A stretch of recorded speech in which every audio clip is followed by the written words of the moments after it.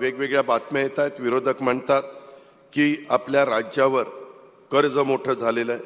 मी आपल्याला स्पष्ट सांगतो, आपल्या राज्यावर आताच्या काळामध्ये जे काही कर्ज आहे ते एकंदरीत कर्ज हे साधारण 9,32,000 कोटीचं आहे। तुम्ही पण थोडेसे स्तब्ध व्हाल की 9,32,000 कोटीचं।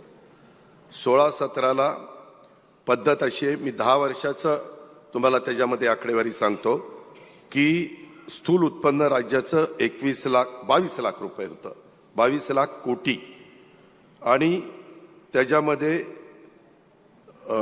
आपल्या ह्याला निव्वळ ऋण होतं त्यावेळेस 40,000 साधारण कोटीचं होतं, आणि त्याच्यानंतर स्थूल ऋण हे 65,000 कोटीचं होतं। एकूण सगळ्या प्रकारचं ऋण म्हणजे कर्ज 3,64,000 कोटी। पद्धत अशी, इथं तटकरे साहेब बसलेत, इथं दिलीप वळसे पाटील साहेब बसलेत, त्यांनाही महाविकास आघाडीच्या सरकारमध्ये 1 वर्ष त्यांनी अर्थ मंत्रालय सांभाळलेलं होतं।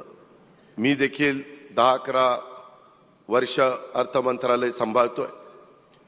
त्याच्यामध्ये साधारण एक पद्धत आहे, देशाने एक सूत्र ठरवून दिलेलं आहे सर्व राज्यांच्या करता, पार जम्मू काश्मीर पासून कन्याकुमारी पर्यंत। तुमचं असणारं एकूण स्थूल राज्याचं उत्पन्न त्याच्या टक्केवारीमध्ये तुमचं कर्ज हे साधारण 25% आत असलं पाहिजे। एकूण कर्जाचं दायित्व नियमानुसार स्थूल राज्य उत्पन्नाच्या, म्हणजे त्याला इंग्लिशमध्ये GDP म्हणतो, त्याच्या 25% आत असलं पाहिजे आपलं राज्याचं हे दायित्व।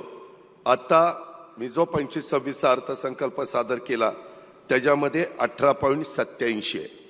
म्हणजे मग तुम्ही म्हणाल, टाळ्या वाजू नका, तुम्ही म्हणाल 18.87 म्हणजे 19 घडाबिर धारा, म्हणजे अजून 6% काढता येईल ना कर्ज। काही वेळेस आपल्याला नैसर्गिक संकट येतं। मधी आपण मागे महाविकास आघाडीत उद्धव ठाकरे साहेबांच्या बरोबर मंत्रिमंडळ केलं, त्यावेळेस अचानक करोना आला, सगळं ठप्प झालं।